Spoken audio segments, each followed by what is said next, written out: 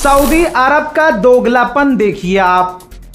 किसी को यह ना लगे कि मैं अरब की सरजमीन की बुराई कर रहा हूं। अरब की गवर्नमेंट का आप दोगलापन देखिए। और अगर आप हक पसंद हैं तो भले ही आपको सऊदी की सरकार कितनी भी अच्छी लगती हो, लेकिन अगर आप ईमानदार हैं तो आलोचना आपको करनी पड़ेगी। ईरान पर ये जो दोबारा हमले हुए किसने किए, अपने दिल पर हाथ रखिए और बताइए। इजराइल ने हमले किए। इजराइल के ठीक हमला बंद करने के बाद अगले दिन किसने हमले किए? अमेरिका ने किए। कहां से किए? अरब देशों की सरजमीन का इस्तेमाल करके ईरान पर हमले किए। फिर उसके बाद डोनाल्ड ट्रंप ने धमकी भी दी कि आज तो छोटे हमले किए, कल हम और बड़े हमले करेंगे। यानी आज की तारीख में, आज रात भारतीय वक्त के मुताबिक आज रात बड़े हमले करेगा अमेरिका ईरान पर। यह धमकी दी थी, सभी को याद है, नई बात तो नहीं है। तो सऊदी अरब न इजराइल की निंदा करता है ईरान पर हमले की, न पाकिस्तान निंदा करता है ईरान पर हमला करने की, न फिर कोई अरब ममालिक सामने आता है, न ये कहता है कि भाई ईरान पर जब ईरान बातचीत कर रहा है तो हमला क्यों कर रहे हैं, कोई भी नहीं बोलता है। लेकिन जब ईरान पलटवार करता है कतर, जॉर्डन, बहरीन में अमरीकी बेस पर, तो सऊदी अरब का ये स्टेटमेंट आ जाता है कि ईरान जो अरब पर हमला कर रहा है, गल्फ कंट्रीज पर हमला कर रहा है, ये गलत है, हम इसकी निंदा करते हैं। ईरान को अमेरिका से बातचीत की टेबल पर आना चाहिए। अब तमाम उम्मत मुस्लिमा, पूरी दुनिया के हिंदू, मुस्लिम, सिख, ईसाई, खुद यहूदी जानते हैं कि ईरान तो बात कर ही रहा है। किसी बातचीत में अगर सामने वाले से बात नहीं बन रही है तो इसका मतलब ये थोड़ी थे कि आप उस पर हमला कर दोगे। और आप हमला कर रहे हो बातचीत करते हुए ही, तो इसका मतलब गलत आप हैं। लेकिन सऊदी अरब इजराइल की और अमेरिका के हमलों की निंदा नहीं करता। जवाबी कार्रवाई अगर ईरान कर देता है तो सऊदी अरब की छाती में तकलीफ हो जाती है। मोहम्मद बिन सलमान इस तरह से रोने लगता है जैसे उसके बाप पर हमला कर दिया गया हो। उधर मोदी की दोस्त मेलोनी यूरोपीय यूनियन पर दबाव बना रही है कि आप ईरान पर और पाबंदी लगाइए, कड़े प्रतिबंध, जिससे ईरान पर दबाव बने और ईरान बातचीत की टेबल पर आए। यह कहानी देखिए आप। सारी दुनिया, फिर से कह रहा हूं, सब जान लीजिए, सारी दुनिया एक तरफ है, मिलकर एक साथ है, और अकेला ईरान है। ऐसा नहीं है कि ईरान को दुआएं अहले सुन्नत, अहले तशय्यो नहीं दे रहे हैं, हिंदू समुदाय के कुछ अच्छे लोग दुआएं नहीं दे रहे हैं, लेकिन हमारा साथ देने से क्या ही फर्क पड़ता है। जो अरब की सरकारें हैं वो अमेरिका और इजराइल के साथ हैं। हक पर कौन है, आज एक बार फिर से आंखें फाड़ कर देख लीजिए। पाकिस्तान और चाइना ने भी जॉइंट स्टेटमेंट जारी किया है और सफाई से बीच के रास्ते से निकल गए और कहा कि बातचीत का रास्ता अपनाना चाहिए, अमेरिका और ईरान को बातचीत करनी चाहिए। अबे हमला करने वाला अमेरिका और इजराइल है ईरान पर दोबारा से। पहले भी अमेरिका ने ही ईरान पर हमला करके खामनाई को शहीद कर दिया था, सबको पता है ना। बातचीत करते करते फिर अमेरिका ने हमला कर दिया।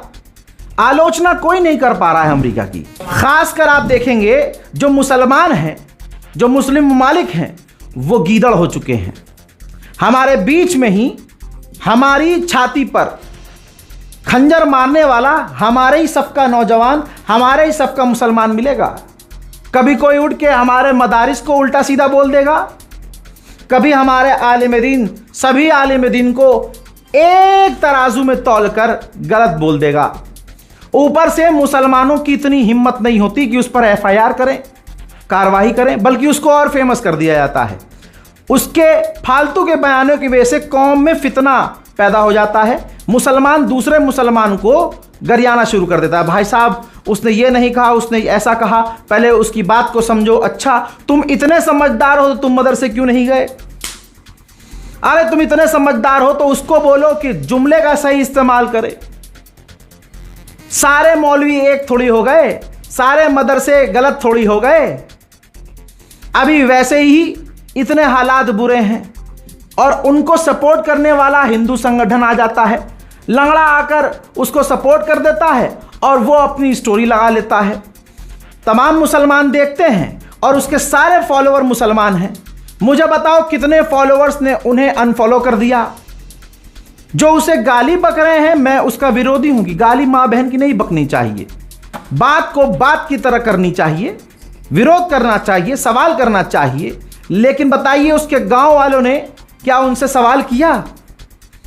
क्या उसको रोका टोका, समझाया? नहीं।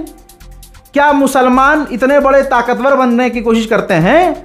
क्या उस पर कोई FIR हुई? नहीं। तो हम अपनी कौम को ही नुकसान पहुंचाते हैं। खान सर के साथ क्या हुआ? खान गलत नहीं है आदमी, उसने ऐसा काम किया है जैसा कोई नेता भी नहीं कर सकता, लेकिन वो यहां तक पहुंचे कैसे? मुसलमानों को मदरसा छाप बोलकर, 20 बच्चा पैदा करने वाला बोलकर, तमाम चीजें पता है ना, उनकी वीडियोस देखी है ना आपने खान सर की। गोदी मीडिया ने खूब सपोर्ट किया यार, खान नाम है और मुसलमान का विरोध कर रहा है, भारत माता की मैप के आगे नतमस्तक हो रहा है, तिलक लगा रहा है, शिव भक्त है, लक्ष्मी जी की बातें कर रहा है, हिंदू धर्म को चमका रहा है और इस्लाम को नीचा दिखा रहा है। लेकिन जब उस आदमी ने गोदी मीडिया को लताड़ा और आलोचना की तो उसके बाद वह अचानक से खान से फैसल खान हो गया। तो जो बोगे वो काटोगे। हम आलोचना करते हैं जो यादव सर हैं उनकी गिरफ्तारी की भी, और खान सर के साथ जो हुआ, उनके साथ जो हुआ उसकी भी हम आलोचना करते हैं। ये हिंदुस्तान है, अच्छा काम करोगे, सच बोलोगे, बुरा होगा। लेकिन आप यहां मुसलमानों को देखिए, खुद अपने ही लोगों के पीठ में छुरा घोंप देते हैं। तो वो तो सऊदी अरब है भाई, गल्फ है, उसे अपना चलाना है देश, डॉलर से उनके चल रहे हैं सारे सिस्टम, तो वो अमेरिका की आलोचना क्यों करेंगे? यहां देखिए, गैर मुस्लिम देश कोलंबिया के राष्ट्रपति ने बहुत बड़ी बात कही। उन्होंने नेतन्याहू यानी इजराइल की तुलना जो जर्मनी का एडोल्फ था उससे कर दी। जी हां, से मिला दिया और कहा कि जैसे कि उस जमाने में एडोल्फ करता था वैसे ही इस जमाने में नेतन्याहू कर रहा है। उधर ईरान के सुप्रीम लीडर के एडवाइजर ने कहा है कि अमेरिका सिर्फ खोखली बातें करता है, बेकार की बातें करता है, उसकी बातों से हम पर कोई फर्क नहीं पड़ता है, हम पीछे नहीं हटेंगे, अपने स्टैंड से पीछे नहीं हटेंगे। राइस स्टेट एनर्जी बड़ी कंपनी तेल की, उसने खुलासा किया है, वार्न किया है कि अगर इसी तरह से झड़प भिड़न चलती रही तो क्रूड ऑयल के दाम $150 पर बैरल पहुंच जाएंगे और हो सकता है इससे भी ज्यादा हो जाए। अमेरिकी कंपनी लॉकहीड मार्टिन जो हथियार बनाती है और कई देशों को बेचती है, यह उसका वार्निंग है। उसने कहा है कि हमने जो वादा और एग्रीमेंट कई देशों से किया है हथियार देने का, इस चलती हुई जंग की वजह से हम समय पर हथियार डिलीवर नहीं कर पाएंगे। लीजिए मेरे दोस्तों, अमेरिका में पिछले कई साल का रिकॉर्ड टूट गया महंगाई का। खाना, यहां तक कि पानी, यहां तक कि आम चीजें किचन में जितनी भी नजर आती हैं सब महंगी हो गई हैं, जिस पर डोनाल्ड ट्रंप ने कल एक बयान में कहा कि मुझे महंगाई पसंद है। इस पर डोनाल्ड ट्रंप अमेरिका में और घिर गया। अमेरिका के आम लोग घेराव कर रहे हैं और गालियां बक रहे हैं। कतर से 3 और टैंकर निकले हैं जो एशिया की तरफ आ रहे हैं। भारत, पाकिस्तान और कहीं और भी जा सकते हैं, चाइना भी जा सकते हैं, और इनके ट्रैकर को बंद करके छुप कर लाया जा रहा है। अब आपको बता दूं कि पिछले 3 दिनों में भारत के 3 टैंकरों पर हमला हुआ है, और अमेरिका ने जो हमला हमारे टैंकर पर किया, भारतीय टैंकर पर, हिंदू समुदाय के मुंह में दम नहीं है कुछ बोल सके। यहां तक कि मोदी जी शुक्रिया अदा कर रहे हैं ट्रंप का कि शुक्रिया कि आपने हमें सपोर्ट किया। अभी एक दिन पहले डोनाल्ड ट्रंप ने मोदी को ग्रेट कहा और कहा कि लॉन्गेस्ट प्रधानमंत्री के पद पर रहने वाला आदमी है, बहुत बढ़िया काम किया, माय फ्रेंड है। फिर मोदी जी ने क्या करा? शुक्रिया अदा किया, जबकि भारत के 3 लोग मारे गए, 3 नौजवान, और तीनों की तीनों हिंदू, तीनों के तीनों हिंदू। और ये ट्वीट आप देख लीजिए, भारत के जहाज पर ट्रंप ने हमला करवाया और हमारे 3 हिंदू लोग मारे गए, नौजवान। कोई गोदी मीडिया इन 3 हिंदू नौजवानों के कत्ल पर नहीं बोल रहा है। आखिरकार एक मुसलमान यूट्यूबर ही बोल रहा है। मोदी तो धन्यवाद अदा कर रहे हैं। अगर सोचिए मोदी ना होते, कोई मुसलमान होता और वो धन्यवाद ट्रंप का कर रहा होता, तो आज हिंदू समुदाय सड़क पर उतरकर मुसलमानों को पकड़कर पीटने लगता और हिंदू समुदाय उसकी इतनी आलोचना करता कि पूरे देश में बवाल कट जाता। गोदी मीडिया इस मुल्क में कैंपेन चला देता लेकिन सब खामोश हैं, क्योंकि यही डोनाल्ड ट्रंप है जिसकी एक खास समुदाय ने पूजा की, उसकी पूजा अर्चना की, उसका बर्थडे मनाया सड़कों पर उतर के। आज वही ट्रंप भारत के जहाज पर हमला करवा देता है, तो क्योंकि वो भगवान है, वो दादाजी हैं, तो एक खास समुदाय उसके खिलाफ कुछ बोल नहीं पा रहा है। यहां तक कि भारतीय विदेश मंत्रालय के द्वारा स्टेटमेंट दिया गया, तो उसमें आपको बयान सुनाऊंगा इनका, जायसवाल साहब का। अमेरिका का नाम नहीं ले पा रहे हैं।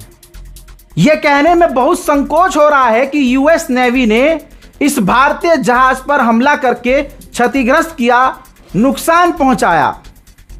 क्यों ना हो, अमेरिका और इजराइल को बाप जो बनाना है, क्यों बनाना है, वो वजह भी हम जानते हैं। मुसलमानों से नफरत करने का यह पूरा भारत भुगत रहा है कि आज मोदी सरकार अमेरिका की, इजराइल की आलोचना नहीं कर पा रही है। एक जहाज जिसका नाम MT मारीवेक्स था, इसको ओमान के तट के पास इसको निशक्त किया गया, इसको अक्षम किया गया। हमें ये पता चला कि ये जहाज पलाव के झंडे के साथ समुद्र में अपना काम कर रही थी। हमको ये भी पता चला है और ये हम जानकारी है कि जहाज के बीच और अमेरिकी नौसेना के बीच उनके बीच वार्तालाप हुई। इस घटने से पहले इस जहाज पर 24 भारतीय नागरिक कार्यरत थे। जब ये हादसा हुआ उस समय तुरंत ही हमारे भारतीय दूतावास जो कि ओमान में है, तुरंत एक्शन में आए और वहाँ ओमानी अधिकारियों से उन्होंने संपर्क किया। साथ ही साथ अन्य जो पक्षधर इसमें है, MRCC है, भारतीय जहाज मंत्रालय है, सबके साथ बातचीत करके तुरंत उन्होंने कार्रवाई की और 24 भारतीय नागरिक को सुरक्षित वहाँ से निकाला गया। ये सभी नागरिक, हमारे नागरिक सुरक्षित हैं और हमारी जो दूतावास है इनसे संपर्क में है और इनकी देखरेख कर रहे हैं। ईरान के मेजर जनरल अब्दुल्लाही का यह बयान बहुत सख्त है। उन्होंने कहा कोई भी देश हमारे खिलाफ खतरा बनता है, हमारे खिलाफ कोई हरकत करता है, तो ईरान की फौज कड़क तरीके से जवाबी कार्रवाई करने के लिए हर तरह से तैयार है। ईरान के UN के लिए सबसे बड़े दूत ने अपना पक्ष क्लियर कर दिया है, ईरान का रुख साफ कर दिया है। उन्होंने साफ कहा है कि हम पीछे नहीं हटेंगे। उन्होंने कहा है कि अमेरिका और इजराइल की तरफ से ईरान को लगातार जो धमकियां मिल रही हैं, जो हमले किए जा रहे हैं, उनका ईरान डटकर सामना करेगा। UN में ईरान ने कहा कि आत्मरक्षा का हमें अधिकार है। ईरानी दूत ने साफ कर दिया कि ईरान किसी भी सैन्य कार्रवाई का खतरा देखते हुए हर स्थिति में अपनी सीमाओं और संप्रभुता की रक्षा करने के लिए पूरी तरह से तैयार है, उसका हक है। ईरान के जो चीफ जस्टिस हैं, उन्होंने कबूल किया है, ये रहा उनका बयान कि हाँ, हमारे ईरानियन IRGC सैन्य ठिकानों पर हमले किए हैं और हमारी फौज ने बिना देरी किए तुरंत अमेरिका को मुंहतोड़ जवाब दिया है और पलटकर जवाबी कार्रवाई की है। हजरात, ईरान में जो विदेशी, भारतीय, पाकिस्तानी और कहीं और के लोग जाकर वहाँ रह रहे हैं, उनकी रील आप देखेंगे, चाहे लड़की हो व्लॉग बनाने वाली, चाहे लड़के हों वीडियो बनाने वाले, मजबूर हैं कि वो इस तरह की खबर आपको नहीं दे पाएंगे। क्या ईरान पर हमला हुआ, ईरान में किस जगह हमला हुआ, कैसा हमला हुआ, मैं खुल के नहीं बोलना चाहता ये बात, यहाँ पर मैं इस चीज़ को यहीं छोड़ रहा हूँ। लेकिन मैं कोशिश करता हूँ कि ईरान का नुकसान, और ऐसे ही किया है मैंने, ईरान का नुकसान और ईरान ने जो पलट कर नुकसान दूसरों को पहुंचाया, वो दोनों तरफ की खबरें मैं आपको दिखाने की कोशिश करता हूं और ऐसे ही काम करता रहूंगा। हजरात, और भी खबरें मैंने पहले ही दी हैं, लगातार अपडेट दे रहा हूं, आगे और भी कुछ अपडेट लेके आने वाला हूं। जुड़े रहिएगा सारी पुख्ता जानकारी के साथ। रज़ाग्राफी अनस्क्रिप्टेड आपको खबर दिखाता रहेगा। चैनल को सब्सक्राइब कीजिए। जय हिंद।